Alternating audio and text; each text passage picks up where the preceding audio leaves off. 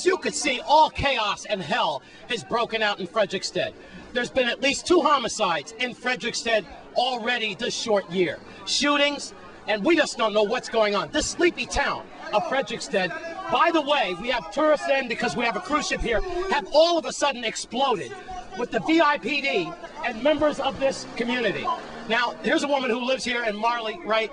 Yeah. What do you think happened, sweetheart? What do you know happened here this morning? As usual, VIPD always coming in, doing what they believe they're doing right, messing with us in the market. We don't unite and always having our little gathering. Come in, messing with a pregnant woman, beat up the pregnant woman with a baton, take her, put her to jail because she's speaking her rights. A pregnant woman who her belly is showing west. You hear? Then our next Rasta man, because he's a Rasta man and they feel we're doing, or they upset about whatever is happening. Whatever is happening is what happening because VIPD, Howell, Oakland, everybody know what's going on, everybody know where the guns are coming from, and they ain't worrying about nothing. Siegel, what is this all about? What really, I don't know, really and truly, right?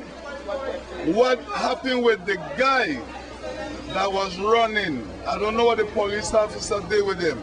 But what really got me upset is I actually watched this police take this baton and beat this pregnant woman with it. Everybody's talking about a pregnant woman being assaulted. And she didn't do him nothing, you know. They were upset that the guy that was running got away. You see what I'm saying?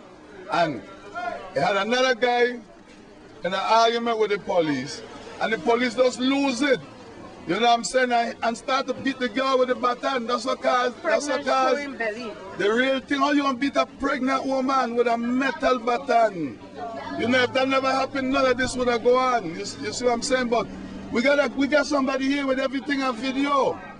You know, we got a guy that got everything on his phone to show what going on. Serious, so let him get a video and he gonna show exactly what going on, because when the incident took place, I was over there with Parks and Recreation with the restoration of the bathroom. So I don't know what really took place. What is going on between the Fish Market residents and the VIPD? It's like Rodney King and the LAPD.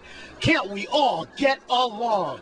What is happening in this, what used to be the most quiet, sleepy, most beautiful town in the Eastern Caribbean, Frederiksted?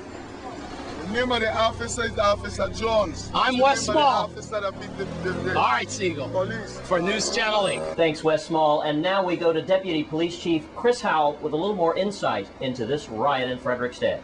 Incident at the Frederiksted Fish Market. Units making a check of that area uncovered some contraband at that location, and a number of individuals began to fight with police. As a result of that, 2 individuals were arrested, and we're currently seeking an arrest warrant on a 3rd individual. There were a number of units that had to be called to that scene to quell the incident. One of the individuals pulled a machete against the officers and had to be subdued, and he was pepper sprayed. Thanks, Deputy Police Chief Chris Howell. Some very intense stuff. And we have more news for you after the break. Stay with us.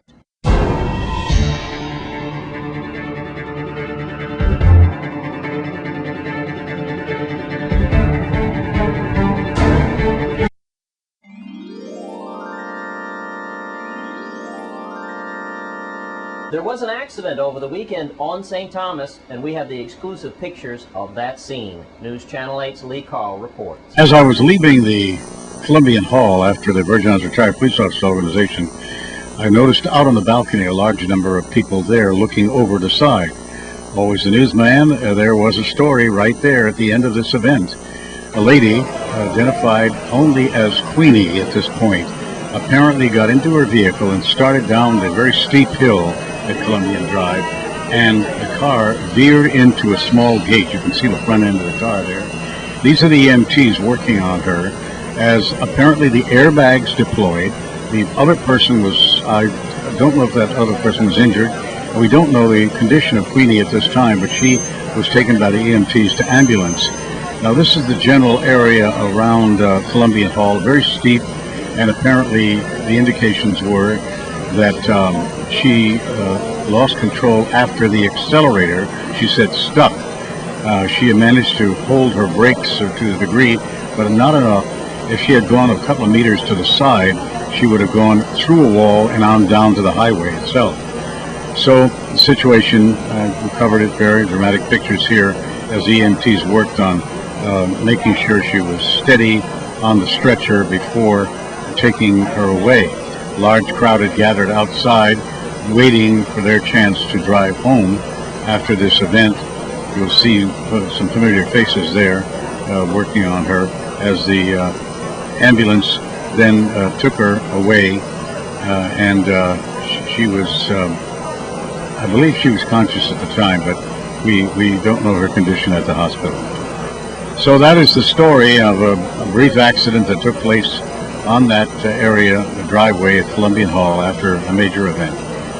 In St. Thomas, Lee Carl for News Channel 8. Thanks, Lee Carl. And when we come back from this break, the California Angels visit St. Croix. Stay with us.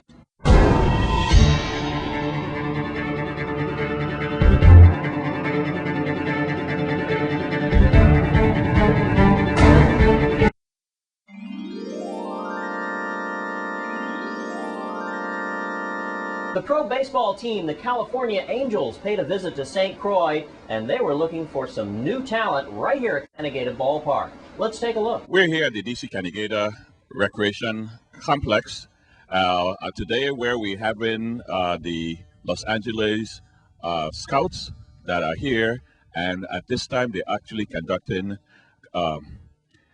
clinics, baseball clinics for ages 8 through 12. Actually, yesterday we also had tryouts that were taking place at the DC Canigata Stadium, and we had a great turnout. Earlier this week, they were over in St. Thomas and also conducting the same things, tryouts and also clinics.